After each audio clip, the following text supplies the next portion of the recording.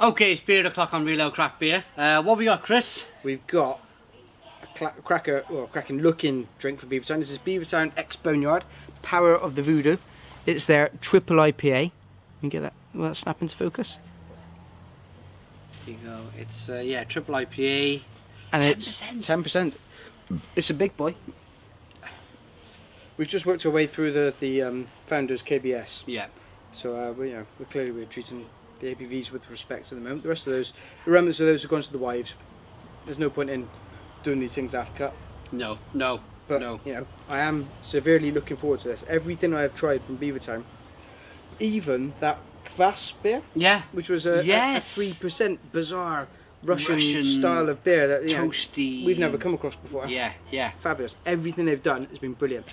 Their Bramley apple champagne, or saison, Bramley apple saison was fabulous. You know, their cowbell stout is amazing. Yeah. The neck oil is a brilliant session IPA.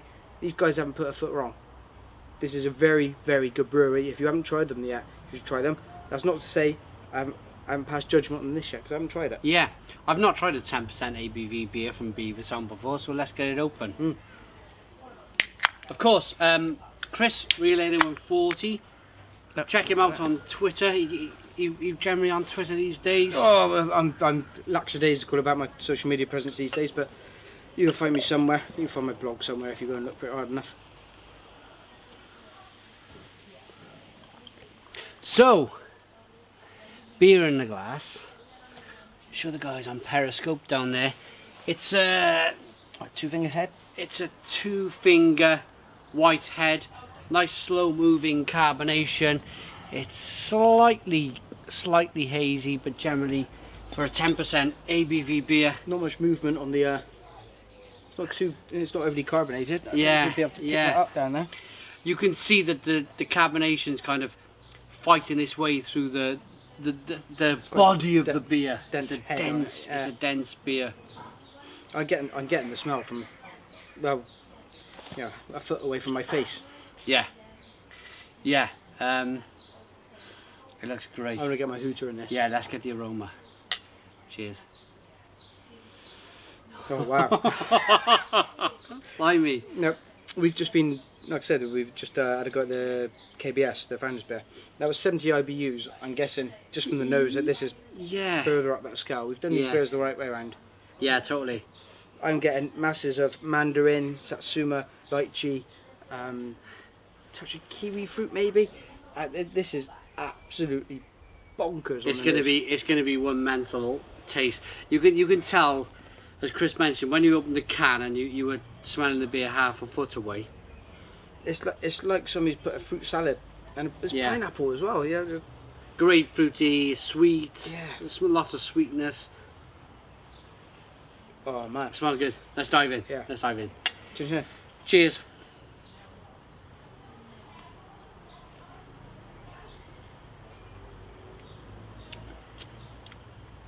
Now. Oh, we got a comment. What's the comment, Chris? Oh, it's gone. Never mind. Can I press that? No, it's gone. I think once it goes, it goes. Send the comment again. We'll yeah, press please send the comment again. We're live on Periscope, and we're live on. Well, we're not quite live on YouTube. You'll be seeing it live. But wow, first taste. Let's not break that kind of initial thought. Bonkers. Absolutely stark raving bonkers first flavour. The thing I wasn't expecting is that there is a massive sweet malt backbone that runs the entire width of this as you drink it. As you take a mouthful, it's there at the front, it's there at the back. It's the thing that is abiding. In the middle of that, all the magic happens. Yeah. And you get somebody's kicking a fruit salad up your nose. That's yeah, that's absolutely. Special. And there goes the comment. Yeah, I'm going to talk about the flavour. It's extremely citrusy. There's a lot of grapefruit. It's nice and sweet, as Chris said. The bitterness on the back end is pleasant. Yeah, it's not severe, is it? Kind of tearing your palate off. I said it was Craig. He had to send us the madness.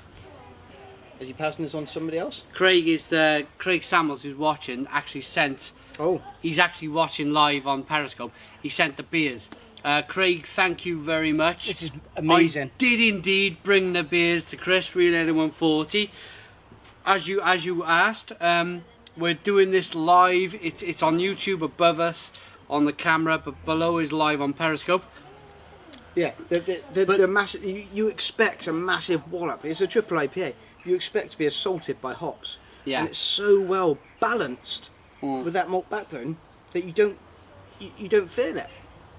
You get a huge hit of those things, but it doesn't feel like my palate's just like been wrecked for anything else I might drink today. Yeah, absolutely. Absolutely.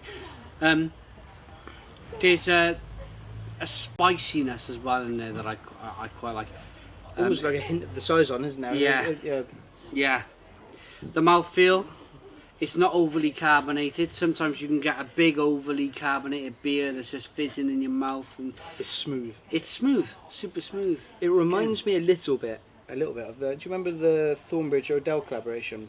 Yes. The Pond Hopper. Pond Hopper, great beer. Brilliant beer. Probably around a similar ABV. Yeah. Fabulous, and again relied on that sweet malty backbone to carry the huge assault of hops and Yeah. stuff that was coming in with it.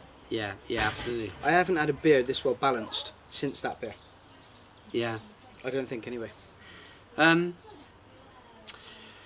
one thing I wanted to ask you was your kind of idea, your thoughts on craft beer in a can. Is this beer superb because it's in a can? Lots of people will make the argument that cans are wrong. Lots of people make the argument that kegs are wrong, or they're wrong. I think if you've got a beer like this, which is reliant on decent amounts of hops getting to the person that's drinking it, this will give you some protection on that.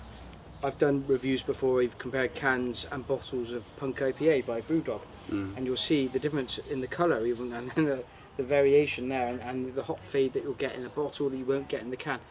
Cans are a great way of delivering that, and these are all made for export as well. So this is a brilliant way of delivering that out. I think absolutely this is the way forward. Alright, a bottle is nicer aesthetically, it's nicer, it gives a nicer pour, it won't froth up so much if you're on the train, but I think it's not in despite of being in a can. It's just this is a great beer. It happens to be in a can. Yeah, I totally agree. And one thing I wanted to mention is that most cans, the differentiation between the two styles of like your cheap lager and a can is that your cheap lagers might be in a 440 can. Craft beer always seems to be in little 330s. Yeah, little dinky can. And it makes the difference. I think it makes the difference, especially a 10% ABV beer. You don't want a pint of it, do you? No. If you go to a Brewdog bar or one of the independent bars in whatever city you're in, you'll be able to ask for thirds. You'll be able to ask for halves. Yeah. And that's a sensible way to drink these beers. The way to think, all right, yeah, you might be £2.80 for a half of beer, but that beer will be twice the strength. Yeah. Of a pint of Carlin. And do you know what? What are you going to enjoy more? What is going to be a good experience for you drinking that beer? Yeah, and that's the point. And how are you going to feel at the end of the night if you? Yeah, all right. I have 2 Carlins. What are you going to achieve from that? Nothing. No. You might look like a bit of a chod, but and you might have a beer belly at the end of it if you drink too much, because it's all capacity, isn't it? If you're drinking 10 pints of 4% beer, your gut's going to go sideways, isn't it? When you're drinking a 7%, 10%. And this is how Simon and I retain our fine figures of men. Yeah, that's right. Yeah, drinking craft beer. Suck it in, Simon. Suck it in, yeah. Well, one more taste and a final thought and a rating on the Beavertown Power of the Voodoo Triple IPA at 10% ABV. Beavertown X Boneyard Power of the Voodoo Triple IPA, 10 out of 10. Can't fault this beer. Yeah. Fabulous beer. I agree. Again, 10 out of 10.